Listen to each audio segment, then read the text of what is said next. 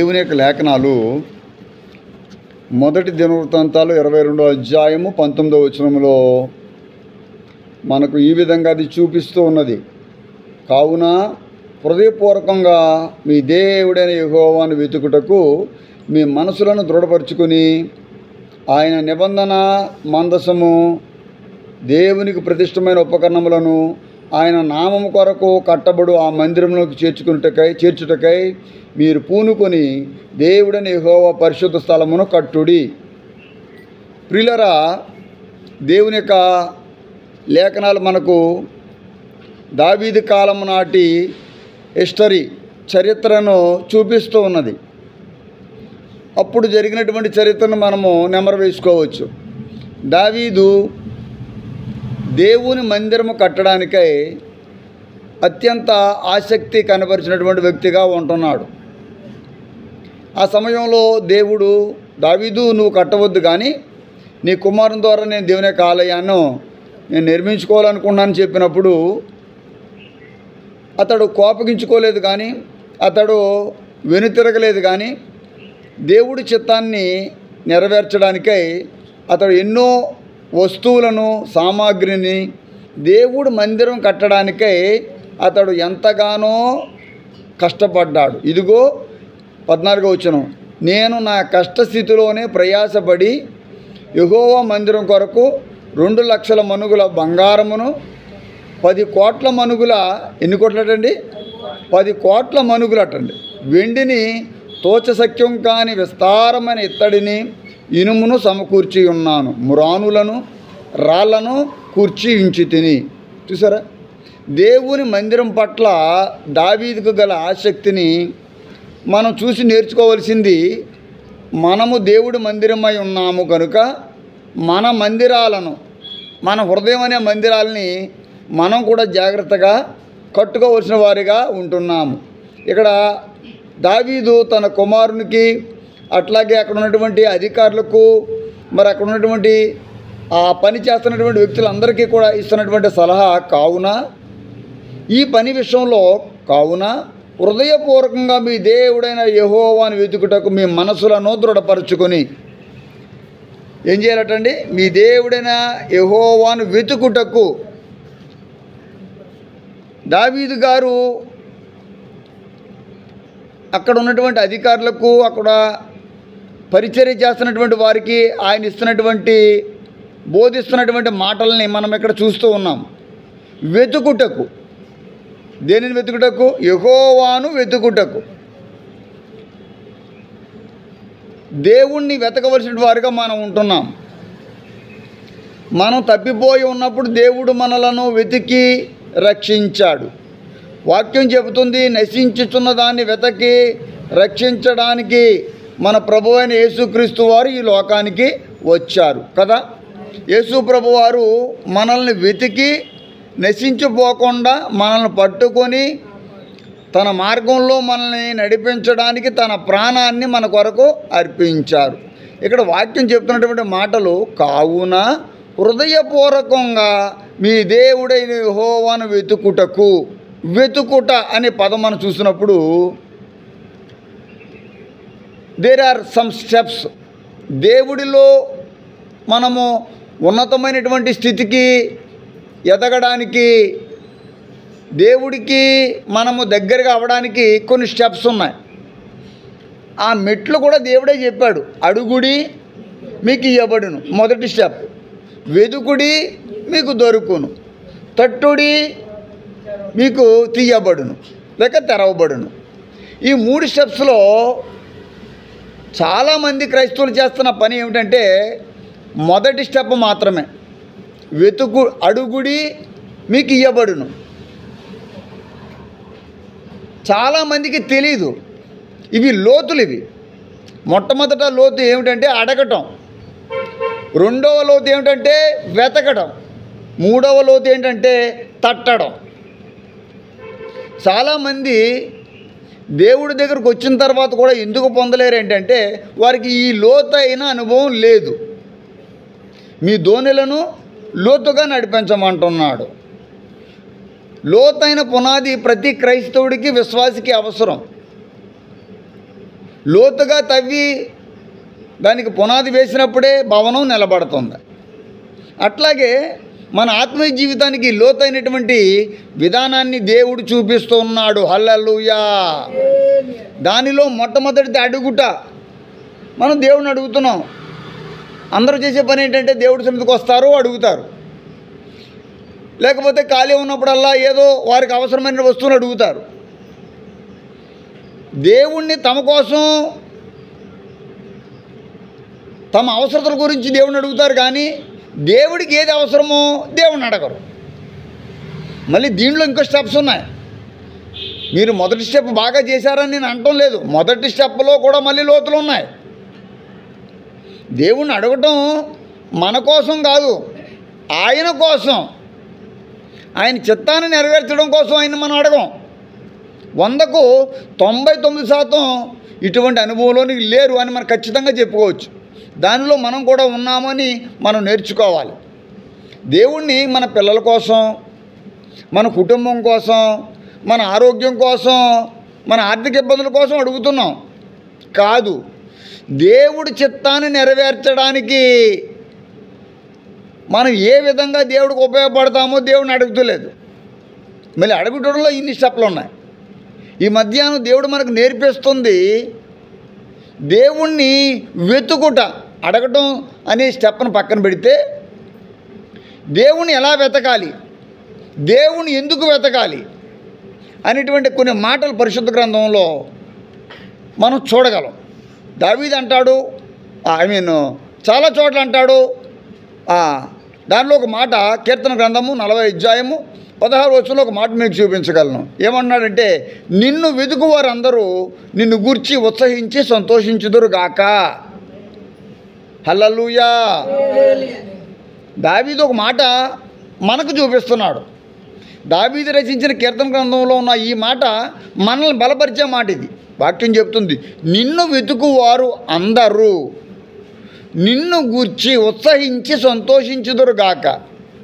అంటే ఇప్పుడు దేవుణ్ణి వెతకడంలో మానవుడికి ఏం దొరుకుతుంది? సంతోషం. నిన్ను గూర్చి వెతుకువారు అందరూ నిన్ను గూర్చి ఉత్సహించి సంతోషించుదురుగాక. కానీ మానవుడు దేన్ని వెతుకుతున్నాడు? మానవుడు ఏ విషయంలో దేవుడు చెప్పిన మాటను నెరవేర్చకుండా వెళ్ళిపోతున్నాడు?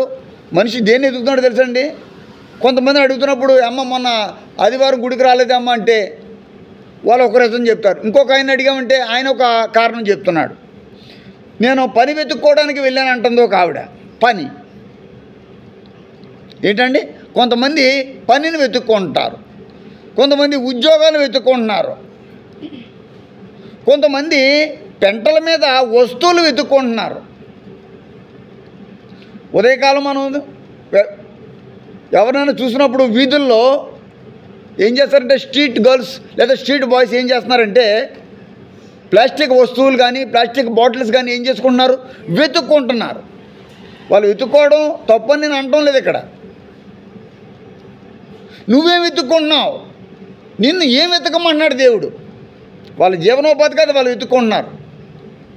కొంతమంది కుండీలో బంగారం దొరుకుతుందేమో అని ఆ బంగారపు కోట్ల దగ్గర బంగారు పనులు, బంగారపు రింగులు, బంగారపు వస్తువులు చేసేవారు కొట్ల దగ్గర, షాప్స్ దగ్గర మట్టి అంతా తీసి వెతుకుతూ ఉంటారు రాత్రనక పగలనక. ఎందుకు? వాళ్ళకి ఏదైనా దొరుకుతుందేమో అని. నేను అది కూడా తప్పంటం లేదు, అది వాళ్ళ జీవనోపాధి చేస్తున్నారు. నీ ఆత్మీయ జీవనోపాధి కోసం దేవుడికి స్తోత్రం. హల్లెలూయా. నువ్వు ఏం వెతకాలి? నువ్వేం వెతుకుతున్నావు? వాక్యం మాట్లాడుతుంది నీతో. కొంతమంది పనిని వెతుక్కుంటున్నారు, కొంతమంది ఇతరులు పడేసిన వస్తువులు వెతుక్కుంటున్నారు. అనేక సార్లు నేను బస్టాండ్లో హైదరాబాద్లో కానీ, విజయవాడలో కానీ, బెంగళూరులో కానీ చూసినప్పుడు కొంతమంది మనుషులు ఏదో ప్రయాణికుల కింద తిరుగుతూ ఉంటారు. వాళ్ళు ఏ బస్సు ఎక్కరో, ఎవరైనా వస్తువులు పడిపోయాయి అనుకోండి, ఆ వస్తువులు తీసుకుని వాళ్ళు వెళ్ళిపోతారు. అంటే ఇతరులు పాడేసుకున్న వస్తువులు వెతుకుతూ ఉంటారు. కొంతమంది తామే వస్తువులు పడేసుకుని వెతుక్కుంటూ ఉంటారు. ఉదాహరణకు పరిశుద్ధ గ్రంథంలో సౌలు అనే ఒక యవనస్తుడు గాడిదలు వెతుక్కుంటున్నాడు. దేవుడికి స్తోత్రం గట్టిగా చెప్పండి. గాడిదలు వెతుక్కుంటున్నాడు. గాడిదలు వెతుక్కుంటున్నటువంటి ఆ వ్యక్తిని దేవుడు ఒక రాజుగా చేశాడు. దేవుడికి స్తోత్రం. నిజమే, గాడిద అంటే మనల్ని గాడిద కంటే హీనమైనటువంటి జీవన విధానం కలిగిన మనల్ని తన కుమారులుగా తన కుమార్తెలుగా చేసుకోవడానికి ఆయనే గాడిద పిల్లని ఎక్కాడు. రాజులకు రాజు, ప్రభువులకు ప్రభు అయిన యేసయ్య ఆయన గాడిద పిల్లను ఎన్నుకుని గాడిదను ఎక్కాడు. ఇప్పుడు మనం ఆలోచించాల, మనం దేన్ని వెతుకుతున్నాం? ఆయన మనల్ని వెతుకుతున్నాడు, ప్రతిరోజు వెతుకుతున్నాడు. మందిరంలో ఆయన వచ్చి వెతుకుతున్నాడు. వాక్యం చెబుతుంది చక్కగా ఆయన సన్నిధిని నిత్యము వెతకండి, ఆయన సన్నిధిని నిత్యము వెతకండి. మొదటి దినవృత్తాంతాలు 16వ అధ్యాయం 11వ వచనంలో ఈ మాట మీరు చూడగలరు. వాక్యం ఏం చెప్తుందో చెప్పండి మళ్ళీ. ఆయన సన్నిధిని, అందరూ చెప్పండి, ఆయన సన్నిధిని నిత్యము వెతకండి. ఇప్పుడు ఇదేమిటిది? దేవుడి సన్నిధి. ఇప్పుడు దేవుడి సన్నిధిలో ఎవరిని వెతకాలి? దేవుణ్ణి వెతకాలి. దేవుడి సన్నిధికే రాకపోతే దేవుని ఏమి వెతుకుతారు? వారు మోటాముళ్ళు వెతుక్కుంటున్నారు. వారి జీవితంలో దేవుడు విడిచిపెట్టి ఎన్ని పనులు చేసినా అవన్నీ వ్యర్థమేనండి. దేవుడు లేని జీవితంలో ఎన్ని పనులు చేసినా చివరికి అవి నష్టపూరితంగానే చివరికి మిగులుతాయి. ఈ మినిమం కామన్ సెన్స్ లేనిటువంటి క్రైస్తవులు ఇంకా లోకంలోనే తిరుగుతున్నారు. వాక్యం చెబుతుంది అదే మొదటి దినవృత్తాంతాలు 28వ అధ్యాయం 9వ వచనంలో, ఆయనను వెతికిన యెడల ఆయన నీకు ప్రత్యక్షమగును. దేవుడికి స్తోత్రం చెప్పండి. చాలా క్లారిటీ ఇస్తుంది, చాలా కన్ఫర్మిటీ ఇస్తుంది. దేవుడికి స్తోత్రం చెప్పండి గట్టిగా. హల్లెలూయా. ఆయనను వెతికిన యెడల ఆయన నీకు ఏమవుతాడటండి? ప్రత్యక్షమవుతాడట. ఏమవుతాడమ్మా? వెతకపోతే ఎలా ప్రత్యక్షమవుతాడు? ప్రార్థనలో వెతకరు. చేతులు పైకెత్తమ్మా.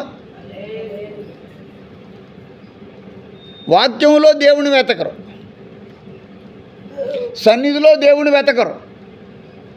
మూర్ఖులు, అవిశ్వాసులు, దొంగలు దేవుడికి ఇవ్వాల్సిన సమయాన్ని ఎవరు? ఇలాంటి వారి మీదకి వచ్చే ఉగ్రతను ఎవడో తప్పించలేడు. ఆశీర్వాదం అనే మాట చెప్పేటప్పటికి ఇది నాకు కలగాలి అంటారు. ఇలాగైతే ఎలా కలుగుతుంది? దేవుని వెతికే విధానం, కొంతమంది సుఖాన్ని కోరుకుంటున్నారు, కొంతమంది సౌఖ్యాన్ని కోరుకుంటున్నారు. సుఖం కోసం కొంతమంది వ్యభిచారంలోకి పోతున్నారు, సౌఖ్యం కోసం దొంగతనాలు చేస్తున్నారు. డబ్బులు త్వరగా రావడానికే హత్యలు చేస్తున్నారు. నరహంతకులు, వ్యభిచారులు, దొంగలు ఇవన్నీ ఎందుకు వచ్చాయి? పదవుల కోసం, సంపద కోసం, సౌఖ్యం కోసం.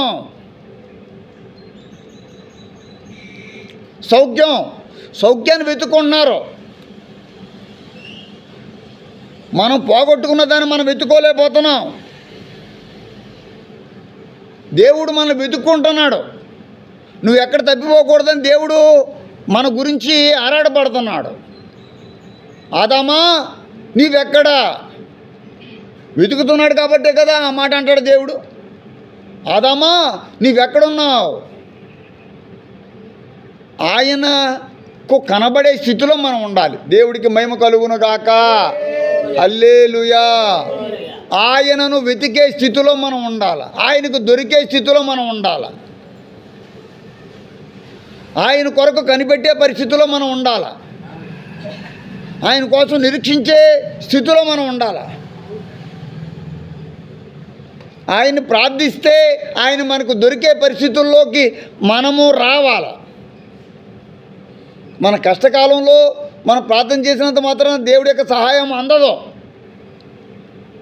మనం ఆల్రెడీ ఆయనతో టచ్లో ఉన్నప్పుడు, హిజ్కియా అన్నటువంటి వ్యక్తి ఉన్నాడు రాజు, నేను ఎలాంటి వాడినో నీకు తెలియదా అంటున్నాడు. హిజ్కియాకి దేవుడికున్న సంబంధాన్ని బట్టి హిజ్కియా చేసిన ప్రార్థన దేవుడు విన్నాడు. హిజ్కియా దేవుణ్ణి వెతుకుతున్నాడు. కేవలం అప్పటికప్పుడు వెతకడం కాదు, కేవలం అప్పటికప్పుడు ప్రార్థన చేయడం కాదు. కొంతమంది అప్పటికప్పుడు ఏదో చిన్న ప్రార్థన చేస్తారు, అప్పటికప్పుడు ఏదో వాక్యం వినేసి వెళ్ళిపోతారు. లేదండి, విన్న వాక్యాన్ని మనము హృదయంలో దాచుకోవాలి. చేతుల పైకెత్తు, దేవుడికి స్తోత్రం గట్టిగా చెప్పు. హల్లెలూయా. లేచి నిలబడి దేవుడికి స్తోత్రం చెప్పండి గట్టిగా. హల్లెలూయా.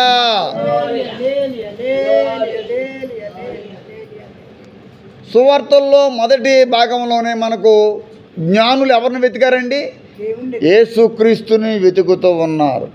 కూర్చోండి దయచేసి. జ్ఞానులు ఎవరిని వెతుకుతున్నారు? యేసయ్యని వెతుకుతున్నారు. యూదులకు రాజుగా పుట్టినవాడు ఎక్కడా? హల్లెలూయా. యూదులకు రాజుగా పుట్టినవాడు ఎక్కడున్నాడు? వారికి ఎవరు కావాలంటే యూదులకు రాజుగా పుట్టినవాడు. దేవుణ్ణి వెతకడం కోసం కుటుంబాలను, దేశాన్ని, పదవులను, పనిని, కుటుంబాన్ని అన్నింటినీ విడిచిపెట్టి వారు దేవుణ్ణి వెతకడానికై వచ్చారు. వారు వెతుకుతున్నారు కాబట్టి వారికి దేవుడు కనబడ్డాడు. దేవుడికి స్తోత్రం. వారు ఆసక్తిగా యూదులకు రాజుగా పుట్టినవాడు, మనం ఆయన దగ్గరికి మనం వెళ్ళవలసిందే అని వారు నిర్ణయించుకుని ఆ ప్రాంతాలు తిరుగుతుండగా వారికి ఆకాశంలో ఏం తారసపడింది? ఒక నక్షత్రం. నక్షత్రం వారిని యేసు ప్రభు వారు నివసిస్తున్న ప్రాంతం వరకు తోడుకొని వచ్చింది. మీరు వెతికితే దేవుని యొక్క వెలుగు ఎల్లప్పుడూ మీకు తోడుగా ఉంటుంది. అందుచేత వాక్యం చెప్తుంది, వెతుకుడి మీకు దొరుకు. వెతకుండా ఎక్కడ దొరుకుతాడు ఆయన? వాక్యం ఇందాక అది చెప్పాను కదా 28:9, ఆయనను వెతికిన యెడల ఆయన నీకు ఏమవుతాడట? ప్రత్యక్షం అవుతాడట. ఆయన కార్యాలు ప్రత్యక్షమవుతాయి. ఆయన ప్రత్యక్షమవుతాడు. తమ శ్రమయందు ఆయనను వెతికినప్పుడు అనేటువంటి మాట 2వ దినవృత్తాంతాల 15వ అధ్యాయం 4వ వచనంలో ఉంటుంది. వివేకము కలిగి దేవుని వెతుకువారు కలరేమో అని దేవుడు ఆకాశము నుండి చూస్తూ ఉన్నాడట. ఏం కలిగిన వారు? వివేకము కలిగి. ఇప్పుడు దేవుణ్ణి వెతకకుండా ఉండేవారు ఏమి లేనివారంటే వివేకం లేదు. అంటే వారు ఎవరో? అవివేకులు. గొర్రెలు మేకలు, వివేకులు అవివేకులు, జ్ఞానులు అజ్ఞానులు, పాపులు నీతిమంతులు. దేవుని వాక్యం చెబుతుంది వివేకము కలిగి. ఇప్పుడు దేవుని వెతికే వారికి ఏముంటుందంటే వివేకం ఉంటుంది. వివేకం కలిగిన వాడు ఎవరిని వెతుకుతాడంటే దేవుణ్ణి. ఇక్కడ దావీదు అంటున్నాడు మాట తెలుసండి, మీ దేవుడైన యెహోవాను వెతుకుటకు మీ మనస్సులను దృఢపరచుకొనుడి.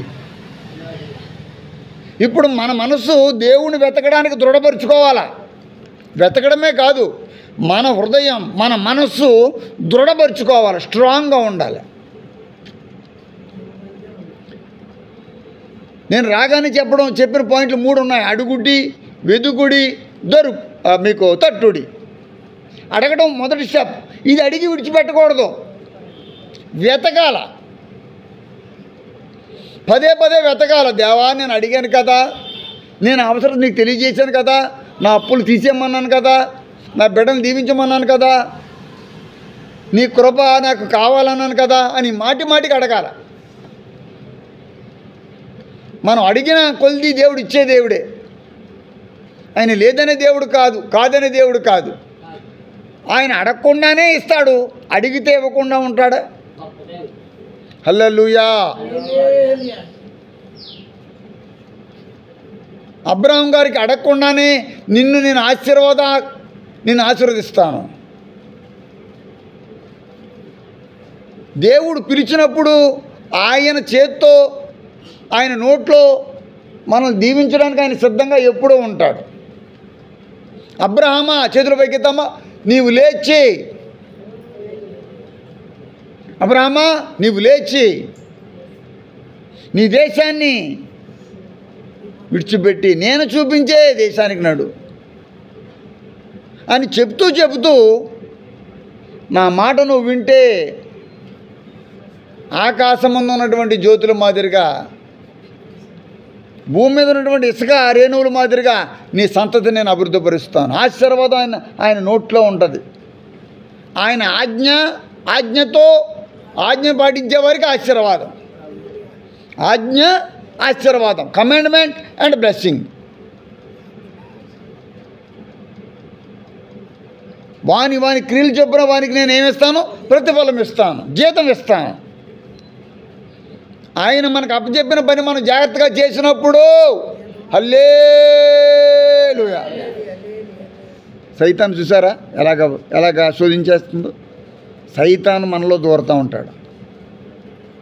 వాక్యం విన్నవాడు, దేవుడి సన్నిధికి రాకుండా చేసే సాతానుడు ఒకడు,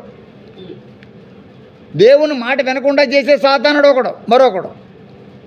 దేవుడి సన్నిధికి వచ్చిన తర్వాత వాక్యం వినకుండా చేసేది మరొకడు. ఎక్కడికక్కడ అడ్డుకట్లు. ఇదంతా కూడా నీ ఆశీర్వాదాన్ని దొంగిలించేవారు దొంగలు. నీ ఆశీర్వాదాన్ని కబ్జా చేసేది సాతానుడు. నీకు ఆశీర్వాదం ఇస్తానన్నవాడు అబ్రహాము దేవుడు. దేవుడికి మహిమ కలుగును గాక. వివేకము కలిగి దేవుణ్ణి వెతుకువారు కలరేమో అని. ఈ మధ్యాహ్నం ఒక ప్రశ్న వేస్తున్నాను, మనం ఏం వెతుకుతున్నాం? గొప్ప ప్రవక్త దగ్గర శిష్యరికం చేస్తున్నటువంటి గెహాజీ ఏం వెతుకుతున్నాడు?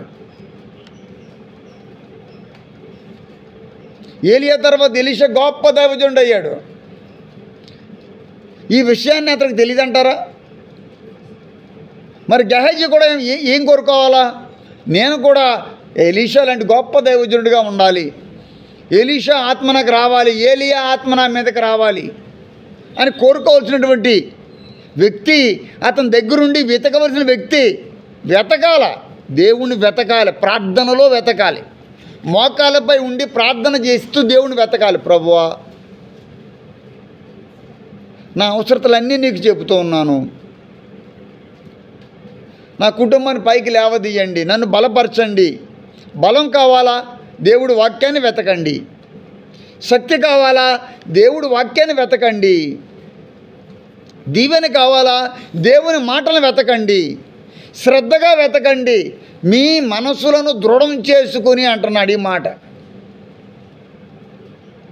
మన మనసులు దేవుడి కోసం దృఢంగా ఉండాలి.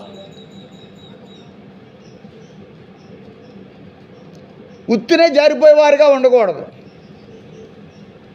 డబ్బుల కోసం దేవుణ్ణి అమ్మేశాడు, చంపేస్తారమ్మని భయంతో మరొక శిష్యుడు నాకు యేసయ్య అంటే ఎవరో తెలియదని పారిపోయాడు.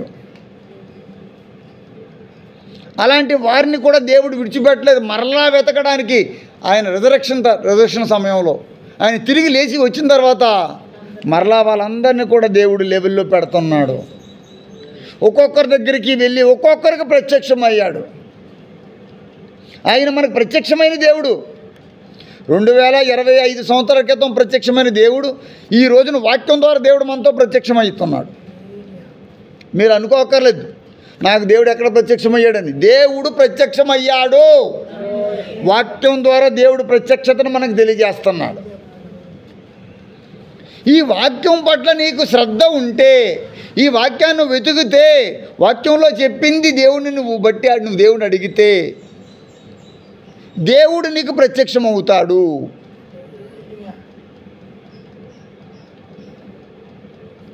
దేవుడు తన ప్రత్యక్షతను ఇవ్వడానికి ఆయన మొక్కను అడుగుతలేదు, కొండలు ఎక్కరమ్మంటం లేదు. ఆయన నీ కొరకు దీనుడిగా సిలువలో మరణించిన దేవుడు నీ పాప స్థితిని మాత్రమే అడుగుతున్నాడు నాకు ఇచ్చేయమని. ఎవరైనా పాపస్థితిని నాకు ఇచ్చేయమంటారండి? ఇప్పుడు నేను ఉన్నాను, అమ్మ నీ పాపాలను నాకు ఇచ్చేయమంటామా? మన పాపాలు ఎవడు తీసుకుంటాడు? మన శిక్షణ ఎవరు భరిస్తారు? ఉదాహరణకి నేను దొంగను, నాకు శిక్ష పడాలి, నా శిక్ష ఎవడు తీసుకుంటాడు? తీసుకోరు. నా పాప శిక్షని యేసయ్య ఒక్కడే తీసుకున్నాడు. మన ఆత్మీయ పాపాలన్నిటి కొరకు, మన సామాజికంగా చేసిన ప్రతి పాపాన్ని మరలా అది కనబడకుండా తన రక్తంతో దేవుడు కడుగుతున్నాడు. తన శిష్యుల్ని పాదాలకు అడిగాడు. హల్లెలూయా. కడగటం అంటే ఏంటనుకుంటున్నారు? కడగటం అంటే ఏదో బట్టలు ఉతకడం కాదండి. కడగటం అంటే, దేవా నన్ను కడుగుతున్నావు ఏంటంటే, నేను నిన్ను కడగపోతే నువ్వు నీ పాపాల నుంచి నువ్వు విడుదలవ్వవు. విడుదల చేయడానికి ఆయన కూర్చుని తనకు తాను తగ్గించుకుని శిష్యుల పాదాలు కడిగాడు. ఆయన భక్తుల మీద ఉన్నటువంటి శ్రద్ధ, ఏ మనుషుడు తప్పిపోకూడదు. ఒక గొర్రె కోసం 99 గొర్రెలను దేవుడు విడిచిపెట్టాడు, నశించుచున్న దానిని వెతకి రక్షించడానికి. లోక పాపములు మోసుకొని పోవుచున్న దేవుని గొర్రెపిల్ల. మీరు దేవుడికి ఇష్టలుగా ఎప్పుడు మారుతారో తెలుసండి? ఈ మాట మర్చిపోకండి, అమూల్యమైన మాట. వివేకము కలిగి, చెప్పండి నాతో, దేవుని వెతుకువారు కలరేమో అని. ఎవరు? దేవుణ్ణి వెతుకువారు. ఇప్పుడు దేవుడికి ఎవరు కావాలా? ఆయన వెతికేవారు, ఆయన దగ్గర వెతికేవారు, ఆయన వెతికేవారు, ఆయన దగ్గర వెతికేవారు, ఆయనతో పాటు వెతికేవారు. హల్లెలూయా. ఈ 3 విషయాలు మర్చిపోకండి. ఆయన్ని వెతికేవారు ఆయనకు కావాలి. తను వెతుకువారికి ఆయన దొరికే దేవుడు. హల్లెలూయా, హల్లెలూయా. యేసు ప్రభు వారికి సుగంధ ద్రవ్యాలు రాయడానికే స్త్రీలందరూ, మరియమ్మలందరూ, స్త్రీలందరూ మరి వచ్చినప్పుడు, అమ్మ మీరు ఏం వెతుకుతున్నారు? వారు మరణించిన యేసుని వెతుకుతున్నారు. అప్పుడు దూత చెప్తుంది, ఆయన ఇక్కడ లేడు, ఆయన లేచి ఉన్నాడు అని దూత చెప్పిన తర్వాత మరలా యేసయ్య వాళ్ళకి ప్రత్యక్షం అవుతాడే. నువ్వు వెతికితే నీకు దొరుకుతాడని నేను క్లియర్గా చెప్తున్నాను. నువ్వు ఆయన దగ్గర ఏం వెతుకుతున్నావో దానితో నీకు ప్రత్యక్షం అవుతాడు. హల్లెలూయా. ఆయన ప్రత్యక్షం అవడమే కాదు, నీకు ఏది కావాలో దానితో ప్రత్యక్షం అవుతాడు. నిరీక్షించగలవా? ఎదురు చూడగలవా? ప్రార్థిస్తూ కన్నీటితో సహనంతో ఉండగలవా?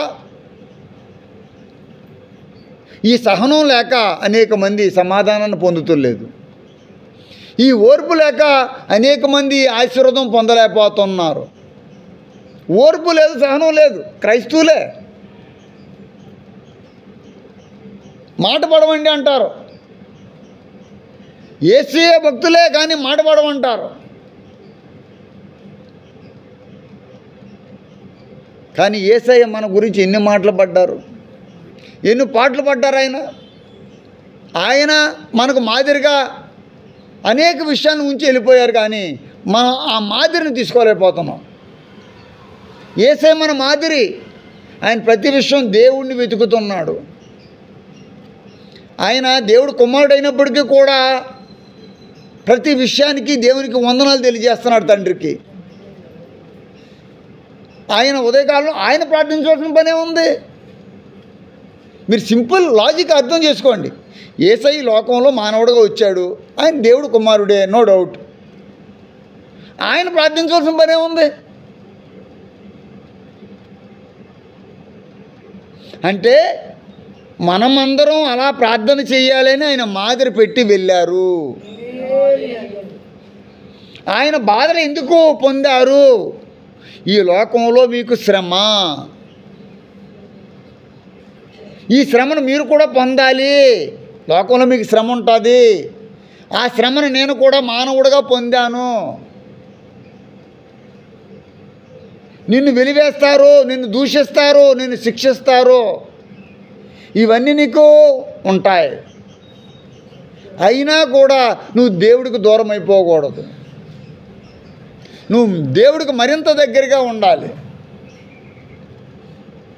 దేవుడికి దూరంగా ఉన్న సౌలు అనేటువంటి ఆ వ్యక్తి దేవుణ్ణి తెలుసుకోలేనప్పుడు యేసుక్రీస్తు సువార్తను అంగీకరిస్తున్న వారు అందరిని ఏం చేసేవాడు? తాళ్ళు పెట్టి చంపేసి శిక్షించేవాడు. అలాంటి వ్యక్తికి దేవుడు ఏమయ్యాడు? ప్రత్యక్షమయ్యాడు. దేవుని మాట ప్రత్యక్షమయ్యింది. సౌలా సౌలా నీవేళ హింసించుచున్నావు, నన్ను ఎలా హింసించుచున్నావు. దేవుడు ప్రత్యక్షమయ్యాడు. ఒక్కొక్కరికి ఒక్కొక్క రీతిగా దేవుడు ప్రత్యక్షమవుతాడు. దర్శనంలో దేవుడు ప్రత్యక్షమవుతాడు. తన మాటను వినకుండా వెళ్ళిపోతున్నటువంటి ఒక ప్రవక్తకి బిలాము బాలాములు విషయంలో దేవుడు గాడిద ద్వారా మాట్లాడుతున్నాడు. దూత ప్రత్యక్షమైంది.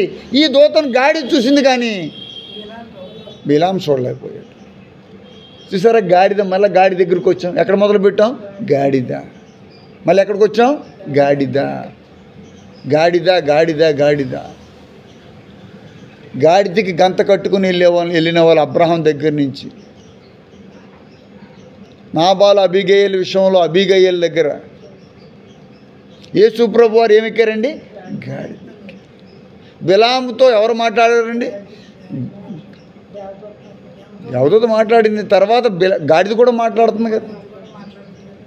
గాడిద నోరుని దేవుడు తెరిచాడు. గాడిద మీద దేవుడు ఊరేగాడు. ఆయన ఊరేగడానికి గాడిదను ఎన్నుకున్నాడు. ఇప్పుడు ఆయన ఊరేగడానికి మనల్ని ఎన్నుకున్నాడు. హల్లెలూయా గట్టిగా చెప్పు. ఇది సత్యం, ఇది నిజమైన సత్యం అండి. మీరు అనుకోవచ్చు అంటే గాడిద నేను ఒకటేనంటే మనము గాడిదలాగా తగ్గింపు. గాడిద ఎందుకు ఎన్నుకున్నాడంటే వాక్యం చెప్తుంది యెషయా గ్రంథంలో, గాడిద ఎద్దు తన కామందును ఎరుగును, గాడిదకు దొడ్డి పెట్టాడు. జాగ్రత్తగా ఆలోచించండి. ఎద్దు తన కామాందును ఎరుగును అంటే ఎద్దు లేక ఆవు లేక గేదెలు వాళ్ళ యజమానులు ఎవరో, తమ కాపులు ఎవరో దాన్ని తెలిసిపోతుంది. మీకు అంతా ఎందుకండి? ఒక 4-5 గేదెలు కట్టుకుని పెంచుకునే ఒక గేదెల షెడ్లోకి ఆ యజమానులు లేనప్పుడు మీరు వెళ్ళారనుకోండి, ఆ గేదెలు అరిచేస్తాయి. ఆ గేదెలు అంబా అని తోక పెట్టుకుని సాధ్యమైతే ఒక కాలుతో తన్నేస్తాయి కూడా. మీరు దగ్గరగా పేడ ఉంది కదా దాని కాలు దగ్గరికి వెళ్తే తన్నేస్తా. నేను ప్రత్యక్షంగా చూశాను. గాడిదకున్న గేదెలకున్న జంతువులకున్న తెలివి మనిషికి లేదు. ఎద్దు తన కామాందును ఎరుగును. తన కాపు ఎవరో, తన యజమాని ఎవరో ఆ జంతువుకు తెలుసు. కానీ మన యజమానుడు, మన సర్వాధికారి ఎవరో మనుషులకు తెలియటం లేదు. మనుషులు గ్రహిస్తలేదండి. అయ్యో నా యజమానుడు మాట నేను వినాలి, ప్రతి విషయంలో నేను లోబడాలి. శ్రమ ఎందుకు వస్తాయనుకుంటున్నారండి? మన మన మన మన ఆనందంలో మన యజమాని మాట మనం వినం. సమాజపరమైన కుటుంబపరమైన గృహంతో కూడినటువంటి విషయాలలో మనం తప్పిపోతాం. శ్రమలు వచ్చినప్పుడు మరలా దేవుడి దగ్గరికి వస్తాం. అప్పుడేమో దేవుడు అక్కర్లేదు, ఇప్పుడేమో దేవుడికి కావాలి. ఇది విమర్శించడానికి చెప్పే మాట కాదు, విజ్ఞానం సంపాదించుకోవాలి. గాడిదని ఆ శాఖలో ఏం చేస్తారంటే విడిచిపెట్టేస్తారు. ఆ గాడిదలు ఊరంతా తిరిగి అక్కడక్కడ మేసుకుని, ఎందుకంటే అవి చాలా ఎక్కువ తింటాయి, వీటిని వాళ్ళు పోషించలేరు, అందుచేత విడిచిపెట్టేస్తారు. అవి ఎక్కడెక్కడ ఏ ప్రదేశాల్లో గడ్డి ఉందో ఆ గడ్డి తినేసి ఎక్కడికి వస్తుందట, మరలా తన సొంత వాని దొడ్డి దగ్గరికి వస్తుంది. ఈ రోజుని మన కాపరి దగ్గరికి మనం రావద్దా? 6 రోజులు పని చేసుకుని 7వ రోజున మనం దేవుడికి ఇవ్వద్దా? చేతుల పైకెత్తి దేవుడికి స్తోత్రం గట్టిగా చెప్పండి. సమయం అంతా దేవుడికి ఇవ్వకుండా లోకంలో తిరిగి దేవుడికి ఇవ్వాల్సిన సమయాన్ని కూడా మనం దొంగిలించడం సబబా? దేవుడు మీతో మాట్లాడుతున్నాడు. దేవుడికి కావలసింది దేవుని వెతికేవారు కలరేమో అని ఆయన ఆసక్తిగా చూస్తున్నాడు. మన ఇంట్లో అబ్బాయి, మన అమ్మాయి లేదా పని మీదో లేదా స్కూల్కో కాలేజీకో జాబ్కో వెళ్తుందండి. మళ్ళీ తిరిగి క్షేమంగా వచ్చేంత వరకు, వచ్చే సమయానికి 5 గంటలకు రావాలనుకోండి, 4:30 నుంచి మనము ఆవిడ తినడానికి అన్నీ తయారు చేస్తాం. 5 ఇంకా రాలేదేటి అని ఎదురు చూస్తున్నాం, వెతుకుతున్నాం. మన పిల్లల్ని వెతుకుతున్నాం, డబ్బులు వెతుకుతున్నాం, పనిని వెతుకుతున్నాం, అన్నీ వెతుకుతున్నాం. కానీ ఇంత ఆసక్తిగా చేతుల పైకెత్తి దేవుడికి స్తోత్రం చెప్పు. దేవుణ్ణి వెతుకువారు మీరు బాగా ఆలోచించుకోండి. నేను చెప్పిన మాట ఇంటికి వెళ్ళిపోయిన తర్వాత, దేవుడు ఆయనను వెతికే వారి గురించి ఆయన ఆకాశపు వాకిల్లోంచి చూస్తున్నాడట. ఏమిటి ఈవిడ నన్ను వెతుకుతలేదు, లోకంలో పేడ పియ్య వెతుకుతుంది ఏంటి, కూడు కుమ్ముల గురించి వెతుకుతుంది ఏంటి, ఫంక్షన్ల గురించి వెతుకుతుంది ఏంటి, తిండి తిప్పల గురించి వెతుకుతుంది ఏంటి, ఎప్పుడు మధ్యాహ్నం నీళ్ళు పట్టుకుందామని కంగారు పడుతుంది ఏంటి? అసలు ఆ జీవితమే లేకపోతే నీళ్ళేమి పెట్టుకుంటావు? నువ్వు కోమలోకి వెళ్ళిపోతే నీళ్ళేం పట్టుకుంటావు? నీకు ఏ పక్షవాతం రోగమే తీసుకొచ్చేస్తే నువ్వు బట్టలు వెతుక్కుంటావు? ఇవేమీ లేకుండా కాపాడుతున్న దేవుని నువ్వు వెతకుండా అన్ని సమయాలలో దేవుని వెతకాలి. అన్ని సమయాలలో, అన్ని వేళల్లో, అన్ని రోజుల్లో. దేవానికి వందనాలు. ఏముందండి వెతకడం అంటే? మీరు ఏదో అనుకుంటారు. చేతుల పైకెత్తి దేవుడికి స్తోత్రం చెప్పు. దేవుని వెతకడం అంటే అదేదో గొప్ప విద్య అనుకోవచ్చు ఎవరన్నా. ఏమీ విద్య కాదు, దేవానికి వందనాలు అంతే. ఒకసారి కాదు, దేవానికి వందనాలు, దేవానికి స్తోత్రం, ప్రభువానికి వందనాలు, రాజులకు రాజా నీకు వందనాలు. నీ నోటికి ఏమి బైబిలికల్గా ఏ పేరు ఉందో ఆ పేరు పెట్టి నువ్వు ఆయన పిలు. మెస్సయ్యా నీకు వందనాలు. రాకడ సమయంలో నన్ను జ్ఞాపకం చేసుకో. వాళ్ళు చేసిన ప్రార్థనలే నువ్వు చెయ్యి. దేవా నేను పాపిని, నన్ను క్షమించు. దొంగ దావీదు చేసిన ప్రార్థన, నేను చేసిన పాపాలు నాకు బాగా తెలిసిపో, నా తల్లి నన్ను పాపంలోనే నన్ను కన్నది. ఇదే ప్రార్థన నువ్వు చెయ్యి. అపరాధిని యేసయ్యా నన్ను క్షమించు, నిన్ను స్తుతించే నాలుగు నాకు దయచేయి. దేవుని వెతకడం అంటే దేవుణ్ణి స్తుతించడం, దేవుణ్ణి ఆరాధించడం, దేవుణ్ణి గణపరచడం, దేవుని తోడును కోరడం. ప్రభువా మీ కష్టకాలంలో దేవుని వెతకడం కాదు. మీ ఇంట్లో వాళ్ళు ఒంట్లో బాగాలేదని హాస్పిటల్లో జాయిన్ చేశారు. ప్రభువా నేను వెళ్ళేటప్పుడు కల్లా కత్తిపెట్టి పెట్టకుండా, డాక్టర్ గారు కత్తి పెట్టకుండా మీరే సహాయం చేయి. అప్పుడు నీకు కత్తి వద్దు, అప్పుడు కత్తిపెట్టి అక్కర్లేదు. నీకు బాగున్నప్పుడు మాత్రం కత్తిపెట్టి తెస్తావు, మామిడికాయలు కోస్తావు. ఒక ఊర్లో ఏం జరిగిందట, మామిడికాయల సీజన్ ఇది, మాగాయి ఆవకాయ. వాళ్ళు అమ్మేవాళ్ళు ఎంతమంది ఉన్నారో కోసేవాళ్ళు కూడా అంతమంది, అంతకంటే ఎక్కువ అయిపోయారు. ఎలా ఉన్నారు తెలుసా? ఒక్కొక్కరి దగ్గర ఇంత మంచి బద్దలాత కత్తులు ఉన్నాయి. ఇప్పుడు ఏం జరిగిందట, ఒక అతను మామూలుగా ఏదో సంచి పెట్టుకుని కోడిని పట్టుకెళ్తున్నాడంట. వీళ్ళు మామిడికాయలు వచ్చేసారు, నాకు బేరం అని రండి రండి రండి అని లాగేస్తుందంట. అంతే, వీడికి పొద్దునుంచి బేరం లేదట పక్కోడికి. ఏంట్రా బేరాలన్నీ నీకేనా అని గబుక్కుని ఈ కత్తి తీసి మెడ మీద అలా పెట్టాడు. మామిడికే తగలేదు, పీక తెగిపోయి చచ్చిపోయి. మరి ఇప్పుడు మీరు మన సెంటర్లో కూడా మీరు వెళ్ళి చూడండి ఎలా ఉందో పెద్ద వ్యవహారం. మీద పడిపోతున్నారు. అంటే మెడికల్ రండి రండి, మామిడికలు దేవుడికి స్తోత్రం కలుగును గాక. ఏముంది ఆవేశంలో? పొద్దున్నుంచి డబ్బులు లేవని ఫ్రస్ట్రేషన్కి వెళ్ళిపోయాడు. ఇది ఆడదే, ఇది పిలుతుంటే వచ్చేస్తున్నారు పొలమని. అంతే, ఇంకా కోపం వచ్చేసింది, ఇంక తట్టుకోలేకపోయాడు. దగ్గర బంధువే, ఏటమ్మా ఏటి అటకరా ఆడుతూ ఉన్నావు, అది కావాలని చేసాడో పొరపాటు చేసిందో, చేతిలో కత్తుందో ఇలా చేదా అన్నాడో మొత్తానికి అది పేక తెగిపోయింది, రక్తం కారిపోతుంది. ఏం చెప్తాం? దేవుని బిడ్డలారా, ఎవరిని వెతకాలి? ఏం వెతకాలి? గెహాజీ వెళ్ళిపోతున్నటువంటి నయమాని యొక్క ధనాన్ని వెతుకుతున్నాడు. గెహాజీ ఇది డబ్బులు, ఇది ధనం, ఇది బంగారం ఆశించడానికి ఇది సమయమా? This is not the time.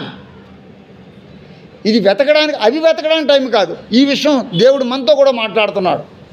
ధనం, పని, కులం. కొంతమందికి పెళ్ళిళ్ళలో కులం కావాలా, అదే కులం. మా ఊళ్ళోనండి, మా ఊళ్ళు దేవుడు నమ్ముకున్న వాళ్ళు ఎవరంటే చూడండి, ఏమేమి వెతుకుతున్నారు? కులం, గోత్రం,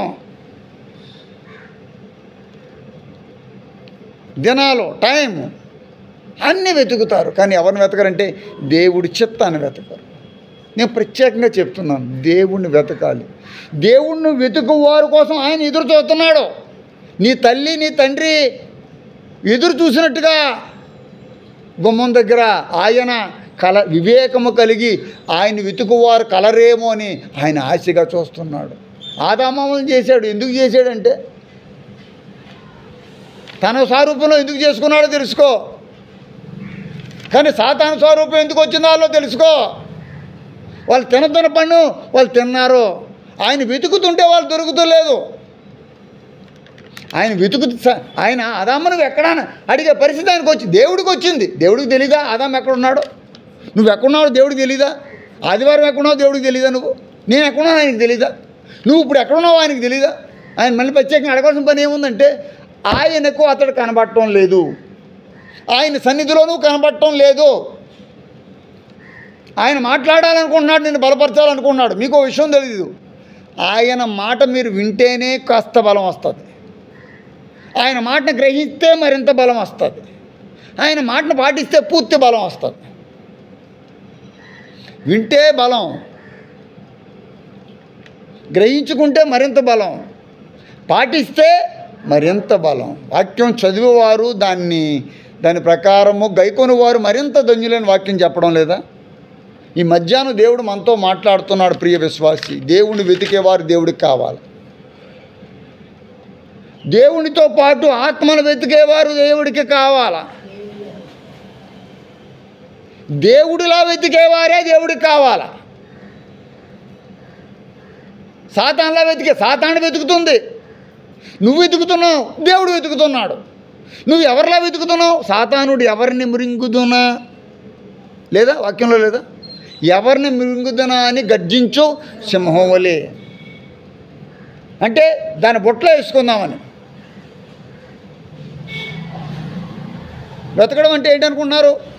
టీవీలో ఛానల్స్ వెతుకుతున్నవారు కొంతమంది, సెల్ ఫోన్లో వీడియోలు వెతుకుతున్నవారు కొంతమంది. టైం అంతా పాడైపోతుంది. నీ టైం అంతా లోకానికే కేటాయించావు. చేతుల పైకి ఎత్తి దేవుడికి స్తోత్రం చెప్పు. టైం అంతా పనికే పోతుంది. దేవుడి దగ్గరికి వచ్చేటప్పటికి ఏమీ మనం దేవుడికి ఇవ్వలేకపోతున్నాం. సమయం ఇవ్వలేము. దేవుడికి ఇవ్వాల్సినటువంటి మరి ఈ వాక్యం చెప్తుంది ఇక్కడ చక్కగా మీ మనసులను దృఢపరుచుకుని, దృఢమైన మనసుతో, స్ట్రాంగ్ మైండ్. వాక్యం ఎంత కావున హృదయపూర్వకంగా మీ దేవుడని యెహోవాను వెతుకుటకు మీ మనసును దృఢపరుచుకునుడి. దేవుడని యెహోవా పరిశుద్ధ స్థలమును కట్టుడి. ఇక్కడ అదో మాట ఉంది. దావీదు అధికారులకు అక్కడ ఉన్న పనివారికి చెప్తున్నాడు, దేవుడి పరిశుద్ధ స్థలమును కట్టుడి. ఇప్పుడు నువ్వు కూడా కట్టాలి. దేవుడి పరిశుద్ధ స్థలం, దేవుడు నివసించడానికి అనుకూలమైన స్థలం నీ హృదయమే. నీ పాడైపోయిన హృదయాన్ని తిరిగి కట్టుకోవాలా? అప్పుడు దేవుడు దానిలో నివసిస్తాడు. నీ హృదయం దొంగలకి, పాపానికి, లోకానికి గృహంగా ఉండకూడదు. దేవుడు నీ హృదయంలో నివసించాలనుకుంటున్నాడు. అందుచేత మీ మనసును దృఢపరుచుకోండి, స్ట్రాంగ్ చేసుకోవాలా. ఎందుకు స్ట్రాంగ్ అంటే, ఆదివారం పని ఉంది వస్తావా అంటే, ఎందుకు రాను, ఈ వారం అంతా లేదు, ఈ ఆదివారం కూడా లేకపోతే ఎలాగా? ఆదివారము దేవుడిది. ఒక్కసారి నువ్వు ఆ పని చేసినప్పుడు నీకు ఈ 6 రోజుల పని ఎందుకు లేదంటే నువ్వు ఆదివారం దేవుడికి ఇవ్వటం లేదు. ఎందుకు నీ జీవితంలో డెవలప్మెంట్ లేదు అంటే దేవుడికి ఇవ్వాల్సిన సమయం దేవుడికి ఇవ్వాలి. మన కడుపు ఉంది, మన కడుపులో ఖాళీగా ఉందనుకోండి గ్యాస్ ఫామ్ అయిపోతుంది. మన కడుపు ఖాళీగా ఉందనుకోండి భోజనం అది చేయకుండానే ఏమవుతుందమ్మా, గ్యాస్ ఫామ్ అయిపోతుంది. అవి ఏం గ్యాస్ అనుకుంటున్నారు? మంచి గ్యాస్ కాదు. నైట్రోజన్, కార్బన్ డైఆక్సైడ్ లాంటి గ్యాస్తో మన లోపల ఉన్న బాడీలోనే ఆ వేస్ట్ గ్యాస్ అంతా ఫామ్ అయిపోయి ప్రాబ్లం వచ్చేస్తుంది. మీరు ఏదైనా తిన్నారనుకో గ్యాస్ సబ్సైడ్ అయిపోతుంది. మీరు ఏదైనా తిన్నారనుకోండి, వాము నీళ్ళు తాగారనుకో ఉదాహరణకి, వెంటనే అది సబ్సైడ్ అవుతుంది. నేను ఈ మాటలు ఎందుకు చెప్తున్నానంటే మీరు దేవుడికి ఇవ్వాల్సిన సమయాన్ని దేవుడికి ఇచ్చినప్పుడు దేవుడు సబ్సైడ్ అవుతాడు. దేవుడు మిమ్మల్ని దీవించడానికి తన చేతులను కదుపుతాడు. హల్లెలూయా. మీరు సమయము అసమయం అనక మీరు ప్రార్థన చేస్తూనే ఉండాలి. ఎన్ని గురించి వెతకాలి? దేవుని దీవెనల కొరకు వెతకాలి, నీ పిల్లల దీవెనల కొరకు నువ్వు వెతకాలి, నీ ఆరోగ్యం కొరకు వెతకాలి, నీ ఆర్థిక ఇబ్బందులు అన్నీ పోవాలని బోలు సమయం దేవుడు మనకి ఇచ్చాడు. చాలా సమయం ఇస్తున్నాడు. చిన్న చిన్న లబ్ధులు పొంది అదే గొప్ప ఆశీర్వాదంగా భావించకూడదు. దేవుడు తను ప్రేమించే వారిని ఆస్తికర్తలుగా చేస్తాడు. నీకు వచ్చే 3,000, 2,000, 5,000 గురించి ఏదో చాలా సంతోషపడిపోతున్నావు. అయ్యి కాదమ్మా, అంతకంటే దేవుడు ఎక్కువ చెప్పగలడు. దేవుడికి అసాధ్యమైంది లేదు, కానీ ఆయన వెతకాలి కదా. రోడ్డు మీద వెళ్ళిపోతున్న వాళ్ళకి ఎవరైనా అమ్మ బాబు భోజనం తినమ్మా అని ఎవరైనా పెడతాడా? రోడ్డు మీద వెళ్ళిపోతున్న వాళ్ళని ఇస్తారా? ఎవరైనా అడుక్కునేవాడికి ఇస్తారా? రోడ్డు మీద వెళ్ళిపోయేవాడికి ఇస్తారా? అడిగిన వాళ్ళకే కొంతమంది పెట్టరు. అడగకుండా అమ్మ అన్న ఏం పెట్టదు. మరి దేవుడి దగ్గర ఏం చేయాలి? వెతకాలి, అడగాలి. అడుగుడి, వెదుకుడి, తట్టుడి. ప్రార్థన. పరిశుద్ధ